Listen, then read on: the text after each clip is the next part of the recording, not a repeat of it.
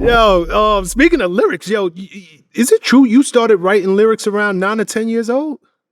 So I actually started writing my own lyrics around like 7 years old. Are you serious? Yeah. 9 years old is when I made my first studio song. I still know the lyrics. I'm gonna spit a little bit for you. Hold on. Before you even spit them, what was your hip hop name at that time? Okay, so it's a story to that. My wiser brother, meaning my older brother, OG, he said, because they used to have me battling people like at the skating rinks and in our neighborhood. They go get people and have me battling people. He said by the time I finished rapping and everything, everybody would shut up and nobody would say nothing when I'm done. So he called me Slickso, the slicker, thicker lip zipper. You know, it was hip hop. So it's just, he said I was slick as a kid, 9-year-old, he said I was slick with my words. And so he called me Slickso, the slicker, thicker lip zipper. And so I wrote this song called Knuckle Up. I had a relative, Ice, who was in the street, 17, damn near see $1 million at 17. He invested in one of my homeboys, Kilo Manson, older homeboy, may rest in paradise. This was 89. He had a mixtape, Kilo Manson. He was a known hot artist in the street. He had a mixtape my cousin was funding, and they wanted me to have my own song on there. I'm 9 years old. They wanted me to have my own song on there. And so it was called Knuckle Up. And this was one of the verses from it. I started off like as a little battle rapper, but this was one of the verses from it. It was like, nigga, knuckle up with a smooth pace. I'm beating like hard bass. You thought you was hard. That's why I'm taking it to your face, and dumb. I'm not the type to give up on a smooth beat. I'm coming through the doors, breaking and shaking concrete. I'm loped out, and all these simps get choked out. Capacitate the room, and everybody get smoked out. Now keep on creeping and keep on stepping. It's 2 feet on the stand. The mic is the weapon in my hand. So when you see me, don't buckle up, buck 'em down, knuckle up. Dirty little scoundrels in effect. Now nigga, what's up? Taking the time to write a rhyme and do what you like. I rehearse the verse, get it down, pack and then grab the mic, kicking the flow, and I compose like Mozart. I got on my boots, Dickie suit, and my Carhartt. Been rapping for years, I mean many ages. I got so much clientele, you can find my number in yellow pages. And so that was me at 9 years old. You know what I'm saying? And so my cousin them, they was like, nah, look how I gotta get on, he gotta get his own song on this mixtape. So when it came to St. Louis hip hop, I was always on a circuit as a little boy, always at the forefront of St. Louis hip hop.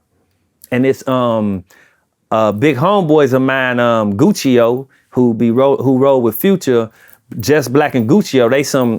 They some hustlers and some of my older homeboys out of St. Louis that they was there too. They know that since a kid.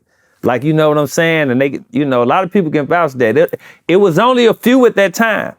It was only a few making noise in St. Louis at that time in 88, 89, trust me. And I'm one of them. So you really been doing this your whole life? I've been doing this my whole life. Nothing else. Don't know nothing else but this. Got you. Okay. Around 12 years old, you had a rap group named Without Warning. Yep. 12 years old. 12 years old, we was called the Two True Coalition. And this, okay. I want to go back just a little bit because when you said about the Eazy-E NWA, that era when they ushered in, and a lot of people are not familiar, it was more conscious hip hop, New York music that was out there. That's when that conscious music was at the forefront and had a message. A lot of kids today don't know nothing about that. But I was one of them kids, I'm familiar with that. I know about that. When you had the Poor Righteous Teachers, and it was a lot of conscious music. You know what I mean? Yes, and when it was. NWA ushered in, it brought that reality street rap in, and that's when, you know what I'm saying, things started to change. But I just wanted to touch on that because a lot of the newer generation, they not familiar with any of that. A lot of them. But 12 years old, Two True Coalition was the name. As we got wiser, meaning older, Without Warning came about around 96. Without Warning came around by 96. Now, Justin Misfit, who was in a group with me and Two True Coalition, it was still me and him, but we just added our homeboy Mike. And that's what made Without Warning. And I was with a production team called 49 Productions. We was with a production team called 49 Productions. My big homeboy, Mook Dollars, may he rest in paradise. Okay, so the neighborhood I'm from, it's a blood neighborhood. It's in Walnut Park, north side of St. Louis. The part where I'm from is called, you have the bad blocks. The bad blocks consist of 4900. That's the address. So all of these streets carry that address, 4900.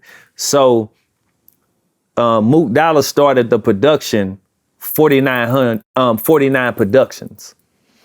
And that was the name of the production company that Mook Dollars, he was the CEO of it. Now, just like all of these hood labels get started, you know what they get started from.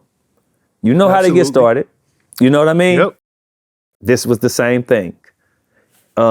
He actually, he told me this, we actually had a conversation.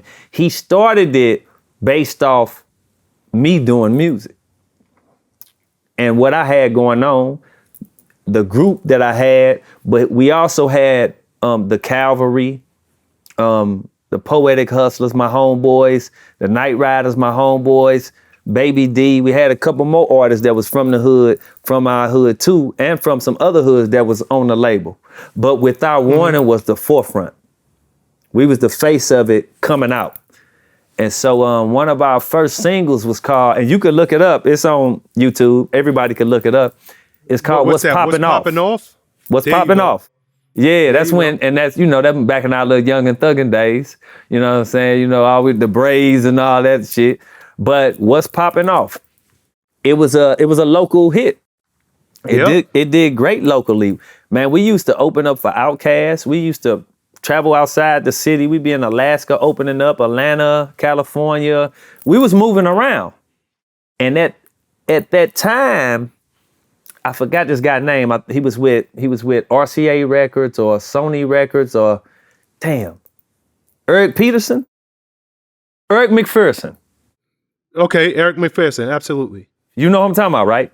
Yes, absolutely. Eric McPherson. He wanted to do something with us at that time, around that time. Yep. Hold on. Are we talking about Dave McPherson? Dave McPherson. Dave McPherson. Yeah. Okay. My bad. Dave McPherson, yeah. Yep.